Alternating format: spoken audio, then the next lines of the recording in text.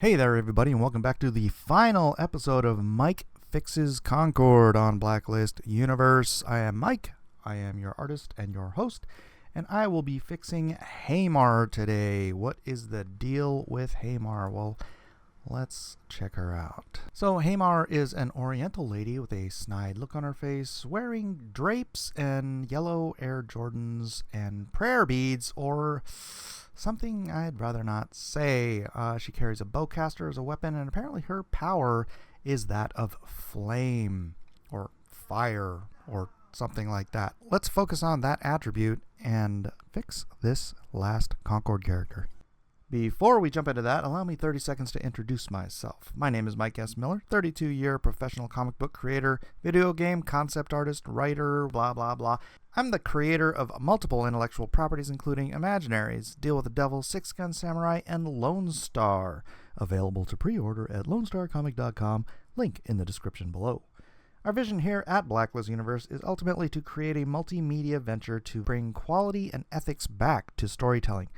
We're tired of the DEI woke agenda ruining every book, comic, game, movie, and TV show, and we're bound and determined to do something about it.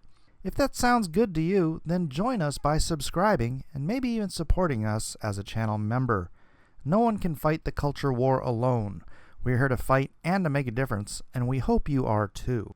And one more thing, I do a weekly live stream at 7 o'clock Pacific Standard Time called Drawn and Quartered, where me and a group of my other professional artist friends get together and draw and chat and have a good time, and we would love for you to join us. Now back to the video. And as always, I am going to stick with the basic body type here. She is a lithe, seemingly athletic, average height, Oriental or Asian woman, depending on your political correctness standings. I kind of tilted her leg a little bit, so it's a little bit more of a feminine pose. I gave her, a suitable body style. And because her power is flames and whatnot, I thought the giant flame retardant drapes that she's wearing didn't seem to make any sense, because if your power is flame, shouldn't you be impervious to flame? And shouldn't you, therefore, as a character, when you're designing it, allow that imperviousness, probably to flame, to heat, probably to temperatures of any kind, dictate that we don't have to have this character cloaked in carpet drapes and baggy pants and big fat Air Jordans. So I know you guys have been saying, oh, I like your characters because you're not sexualizing them. I'm not sexualizing this character. I'm just making it. Look, I'm a comic book artist, and this time, I'm just going to go ahead. It's the last character in the series. I'm going to turn her into a comic book character. I try to maintain, again, the basics, the snide Oriental woman face. I gave her that sort of lopsided hairdo, although not quite as lopsided as the one she's got, because I don't know what that was. Not a fan. Not a fan. Trimmed down her forehead a little bit, because who wants a 5-head on a character? Anyways, I kept that tall collar that she has, but again, I am playing out her ability to be impervious to flame, and by that I mean that her skin can be exposed. Not all of it, but some of it. And then I made the flame in her hand more dramatic than it was in that weird, I don't know what the heck they were doing. I mean, her thing is she holds a little flaming ball, and then she shoots that. But then I've seen other illustrations from the game where her hand is fully alight. And it's like, why don't you do that? Why don't you focus on making... The flames are such a unique attribute. The ability to create and handle flames, that's a very, very unique attribute in this game. So that's what they should be highlighting, right? In every way that they can. And to me, it's like, yeah, so she doesn't need to be all armored up and everything because her power allows her. And again, I'm thinking more in the lines of a superhero than probably a hero shooter. But hey, the word hero is in there for a reason, right? It's based on, if you look at Overwatch, Overwatch is basically a superhero game, right? It's a superhero game, but it's all unique characters and all unique to that game. And honestly, they're all really cool. Well, maybe not all of them, but most of them are very, very cool, and they have more of a superhero motif. So I just went ahead and kind of scuttlebutted the big poofy. You know what reminds me of? Moving blankets. My son put moving blankets up in our garage so that we couldn't hear him drum. And that's what it looks like she's wearing. It's like someone took a moving blanket and cut it up into a cloak, and that was what she was wearing. Now, the cut's not bad. It's not a bad cut. Oh, here we go. Okay, this was tricky. Kind of trying to get to the silhouette because I didn't do a hard line around the outside because I want her dress to be chiffon. It is okay. That's a cool silhouette. Tell me that's not a cool silhouette. It is. Okay, so that's doable. And while most of her is fairly symmetrical, that's why I kind of gave her the banding on the flame arm, and then just sort of the gauntlet on the left arm, and the rest of her, yeah, it's basically symmetrical. But I think it still creates a unique silhouette in the space, particularly in this game, considering it is diving more into the superhero slash, and this is something I couldn't do on one of the earlier characters because it just didn't fit the character. I gave her that sort of 60s sci-fi chiffon dress. You know, this really does feel more like a 60s sci-fi character, which is initially what I was told the idea behind the designs for this was. And if that was the idea, it's a terrible, terrible, massive failure. But this is more along the lines of what you would see in a Buck Rogers or a Flash Gordon or any of those old 60s, 70s sci-fi movies. The femme fatales dressed in chiffon and bikinis and you know, high heels and and I took the let's say beads. Oh boy. And I turned them into more of a belt with more discs than beads, but I maintained the roundness motif. Even though it's something that seemed like a throwaway and an aside in the original design, I made it more specific, and I bounced it around from her neck to her waist, and then even down in her belly button, I have a little circle there. So it all kind of holds the whole thing together design-wise.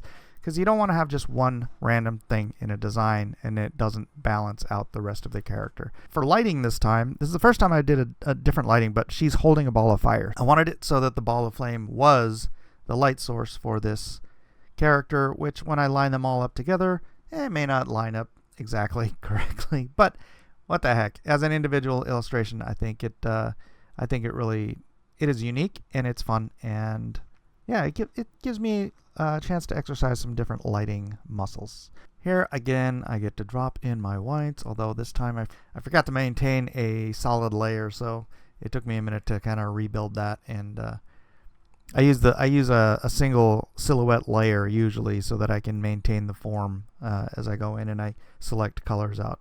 But again, deleting out my tint tone hue set so that I have my nice rounded coloring, creating the shapes and the forms around each individual shape and form, and then creating the drop shadows so that you can tell which item is above the other. Like you can see the chiffon, the dress is draping, and even though it is relatively translucent in the end, it is still going to drop a drop shadow on her thigh.